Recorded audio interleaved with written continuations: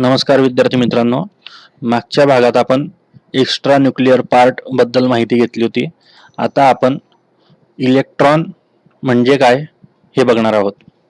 बघा, इथं डेफिनेशन दिलेली आहे. Electron is a negatively charge sub atomic particle and is denoted by the symbol E.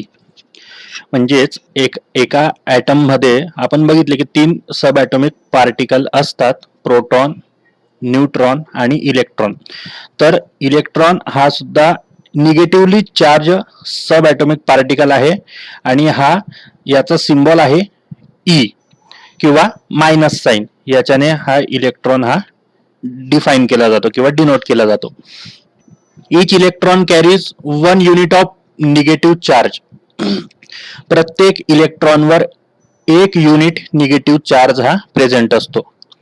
Mass of an electron is 1800 times less than that of a hydrogen atom. बघा, एका hydrogen item मध्ये फक्त 1 proton present असतो आणि 1 electron present असतो. म्हणजेच एका प्रोटॉनच्या तुलनेत एका इलेक्ट्रॉनचं मास हे 1800 पटीने कमी असते.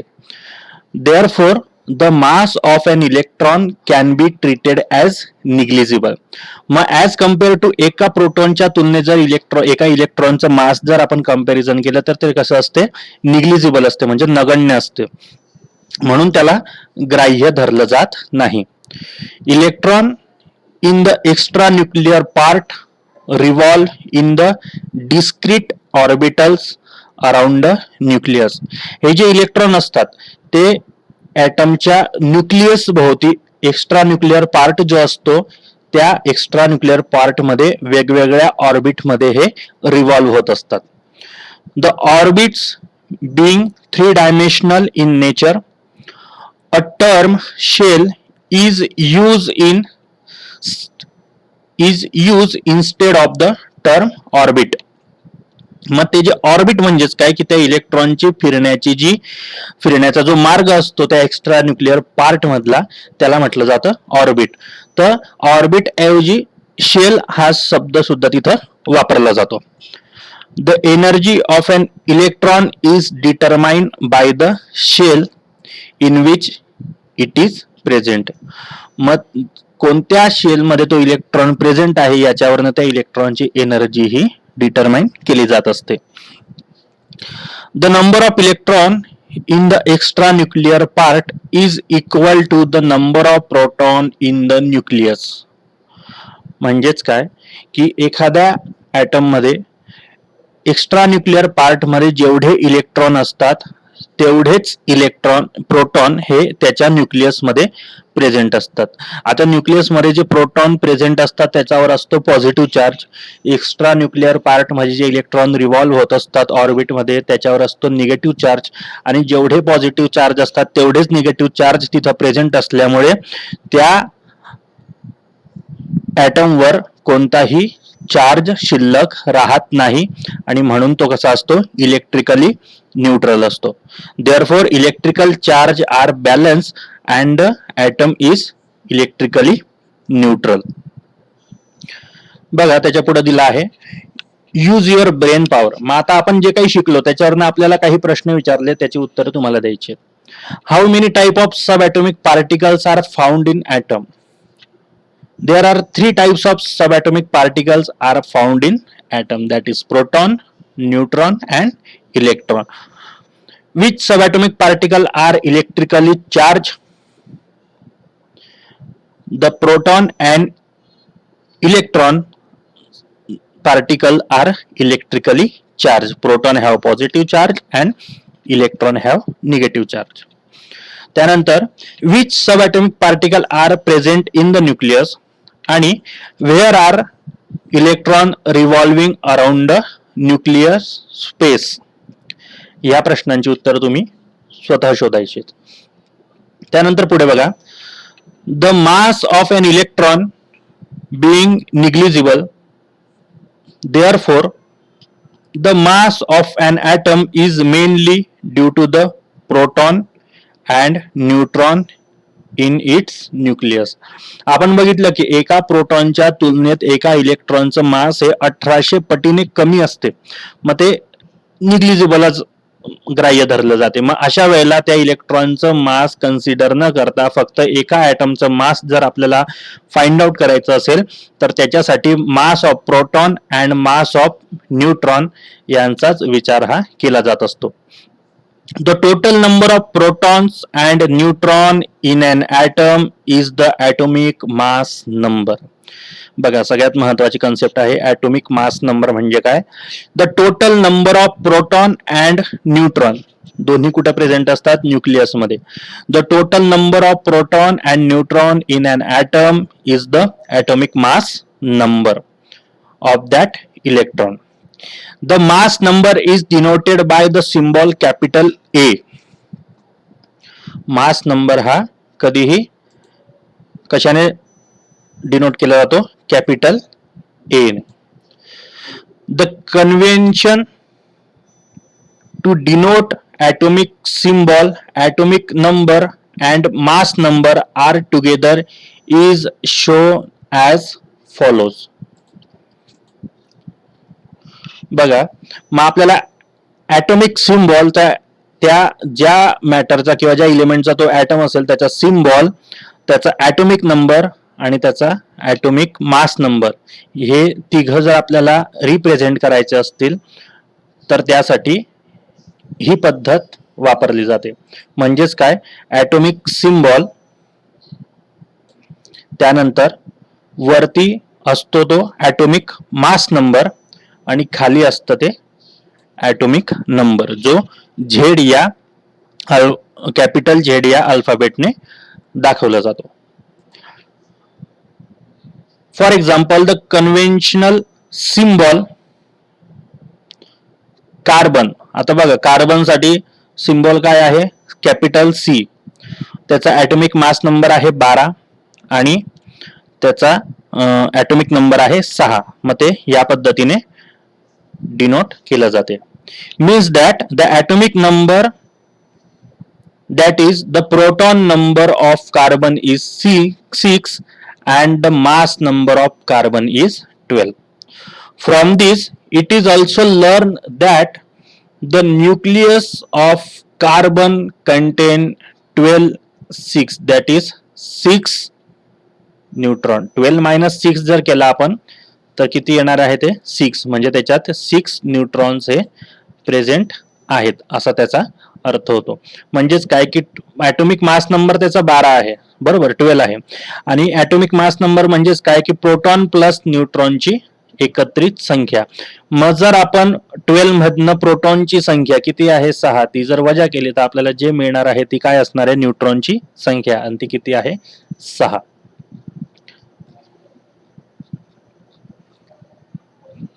त्यानंतर डिस्ट्रीब्युशन ऑफ इलेक्ट्रॉन. बघा as per Bohr's atomic model electron revolve in stable shells. These shells have a definite energy. The shell nearest to the nucleus is called the first shell. न्यूक्लियसच्या सगळ्यात जवळ असणारी जी शेल असते की ज्याच्यामध्ये electron revolve होत असतात तिला म्हटलं जाते first shell. The next shell is called the second shell. The symbol N is used for the orbital number of a shell. The shell are referred to by the symbols K, L, M, N. म्हणजे first shell जी असेल तिला म्हणणार आपण K shell, second shell असेल तिला L, third shell असेल तिला M आणि फोर्थ शेल असेल तिला N. Corresponding to the ordinal numbers. Corresponding to the ordinal numbers म्हणजेच जर आपण अल्फा सिम्बॉल जर बघितले तर ते सिम्बॉल असतील K, L, M, N या पद्धतीने, आणि जर त्याऐवजी जर आपण नंबर बघितले ऑर्डिनल नंबर्स तर ते असतील 1, 2, 3, 4 म्हणजे first shell, second shell, third shell, fourth shell. The maximum number of electron shell can contain is obtain by the formula 2n square. 2n square corresponding to the ordinal number n is equal to 1, 2, 3, 4. The maximum number of electron a shell can contain is obtained by the formula 2n square. Here n is number of shell 1, 2, 3, 4 as per. As the magnitude of n increase, the energy of an electron in that shell increase. n ची value ज्या पद्धतीने increase होत जाईल त्या पद्धतीने energy of electron सुद्धा काय होत जाईल तिथं त्या सेलमध्ये इन्क्रीज होत जाईल. बघा आपण ते एका चार्टच्या माध्यमातून शिकूया. Complete the table. काय दिलं टेबलमध्ये? शेल. कोणत्या कोणत्या आहेत शेल? KLMN आणि त्यालाच आपण नंबरिंग काय देतो? 1, 2, 3 आणि 4. त्यानंतर electron capacity of the shell. प्रत्येक सेलची इलेक्ट्रॉन कॅपॅसिटी किती आहे ते आपल्याला फाइंड आउट करायचं आहे. फॉर्म्युला आहे 2n स्क्वेअर आणि नंबर ऑफ इलेक्ट्रॉन्स त्याच्यावरनं आपल्याला काढता येतील. मग पहिल्या सेलसाठी n ची व्हॅल्यू असते 1. K सेलसाठी फॉर्म्युला असेल 2 × 1 स्क्वेअर. याचं जर आपण सिम्प्लिफिकेशन केलं तर आपल्याला आन्सर मिळेल 2. त्यानंतर सेकंड सेल असते L. त्याच्यासाठी नंबर असतो n ची व्हॅल्यू असते 2. 2 × 2 square. 2 square is 4. 4 × 2 that is 8. या पद्धतीने थर्ड सेल असेल तर त्यासाठी व्हॅल्यू येणार आहे 18 आणि फोर्थ सेल म्हणजे n सेल त्याच्यासाठी मॅक्झिमम नंबर ऑफ इलेक्ट्रॉनची व्हॅल्यू येणार आहे. नंबर ऑफ इलेक्ट्रॉन येणार आहेत 32. या पद्धतीने write the maximum number of electron in the shell using the above table. K shell मध्ये किती आहेत मग? 2. L सेल मध्ये किती आहेत? 8. M सेल मध्ये किती असतील? 18 आणि N सेल मध्ये असतील 32. याच पद्धतीने जर सेल पुढे वाढत गेल्या 5, 6, 7, 8 नंबर पर्यंत तरी सुद्धा याच फॉर्म्युलानुसार आपल्याला प्रत्येक सेल मध्ये मॅक्झिमम किती नंबर ऑफ इलेक्ट्रॉन असतात ते आपण फाइंड आउट करू शकतो.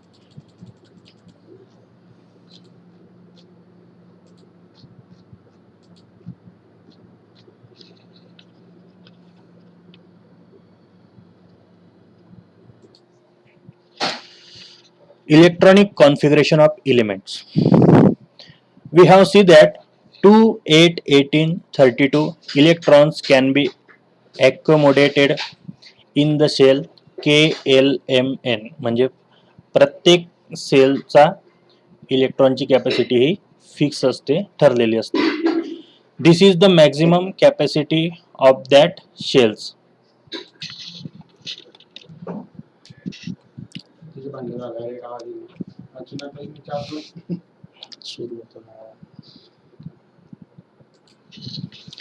The electrons in an atom are distributed in the shell according to their maximum capacity. The shell-wise distribution of an electron in an atom of an element is called as electronic configuration. प्रत्येक shell-wise जर आपण इलेक्ट्रॉनचं distribution करत गेलो त्या शेलची जेवढी capacity आहे तेवढे इलेक्ट्रॉन त्यात भरायचे, नंतर पुढच्या शेलचा विचार करायचा. अशा पद्धतीने आपण जेव्हा शेल-वाईज इलेक्ट्रॉनिक कॉन्फिगरेशन म्हणजे शेल त्याच्यात इलेक्ट्रॉन इनपुट करत जातो तेव्हा त्याला म्हटलं जाते electronic configuration of that element. Each electron has a definite energy as per the shell in which it is present. Energy of the electron in the first cell, that is K cell, is the lowest. K cell मध्ये असलेल्या इलेक्ट्रॉनची energy ही lowest असते. Energy of an electron in the subsequently shell म्हणजे K नंतरच्या ज्या sale असतील म्हणजेच L, M, N आपण ज्या पद्धतीने K पुढे पुढे सरकत जाऊ त्या पद्धतीने इलेक्ट्रॉनची एनर्जी ही इन्क्रीज होत जाते.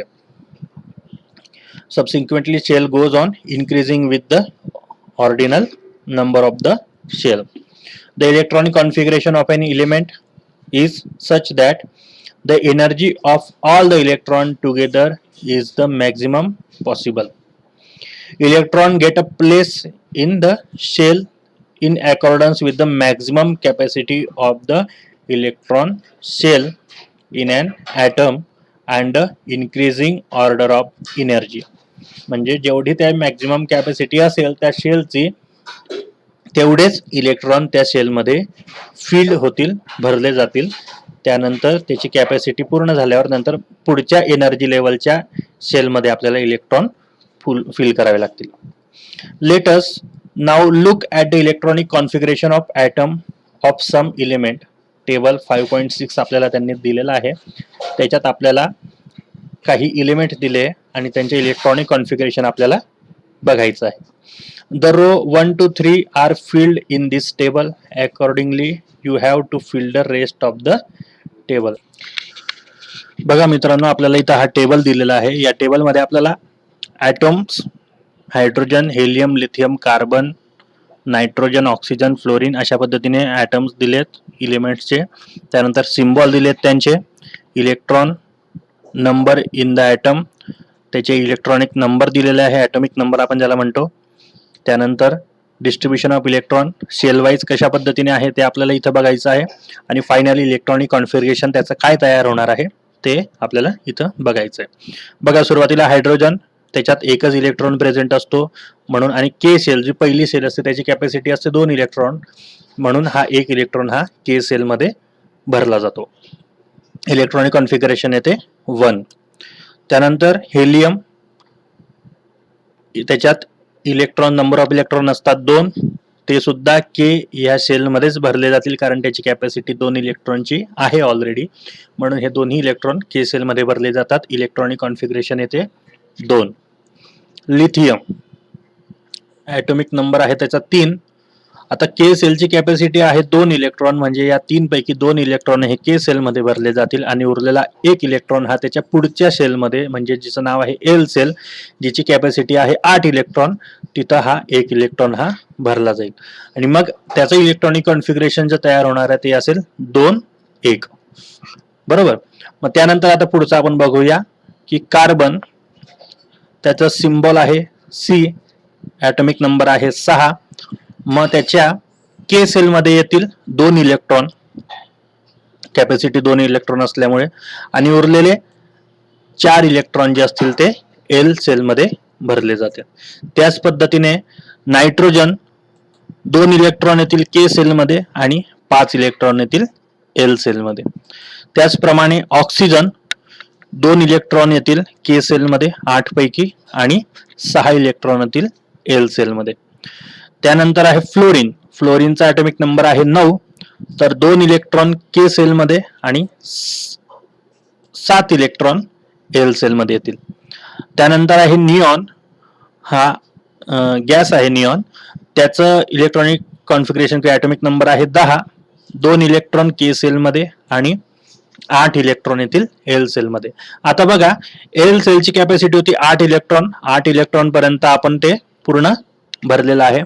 त्यानंतर नेक्स्ट इलेक्ट्रॉन आहे सोडियम 11, त्याचा ॲटॉमिक नंबर आहे, म्हणजे नंबर ऑफ इलेक्ट्रॉन त्याच्यात किती आहेत 11. 2 के सेलमध्ये इलेक्ट्रॉन भरले जातील, 8 इलेक्ट्रॉन हे एल सेलमध्ये भरले जातील. 8 अधिक 2 झाले 10, उरला 1 इलेक्ट्रॉन, तो पुढच्या एम सेलमध्ये तिथं भरला जाईल. अशा पद्धतीने इलेक्ट्रॉनिक कॉन्फिगरेशन हे मॅक्झिमम कॅपॅसिटी फुल झाल्यानंतर पुढच्या सेलमध्ये तो इलेक्ट्रॉन भरला जात असतो. अशा पद्धतीने हे इलेक्ट्रॉनिक कॉन्फिगरेशन तयार होत असते. मग आता हे सगळे इलेक्ट्रॉनिक कॉन्फिगरेशन कशा पद्धतीने तयार होईल बघा. कार्बनचं इलेक्ट्रॉनिक कॉन्फिगरेशन येईल 2-4. त्यानंतर नायट्रोजनचं इलेक्ट्रॉनिक कॉन्फिगरेशन असेल 2-5. त्यानंतर ऑक्सिजनचं असेल 2-6. फ्लोरीनचं असेल 2-7. निऑनचं असेल 2-8 आणि सोडियमचं असेल 2-8-1. अशा पद्धतीने आता हे उरलेले जे 3 ॲटम्स आहेत, क्लोरीन, ऑर्गॉन आणि ब्रोमिन, ह्या तिघांचं इलेक्ट्रॉनिक कॉन्फिगरेशन ह्या पद्धतीने तुम्ही घरी सराव करायचा आहे. ते या ब्लँक जागेमध्ये ते फिलअप करायचं आहे. ओके, आज आपण इथंच थांबूया. नेक्स्ट टॉपिक आपण पुढच्या लेक्चरला सुरुवात करूया. ओके, धन्यवाद.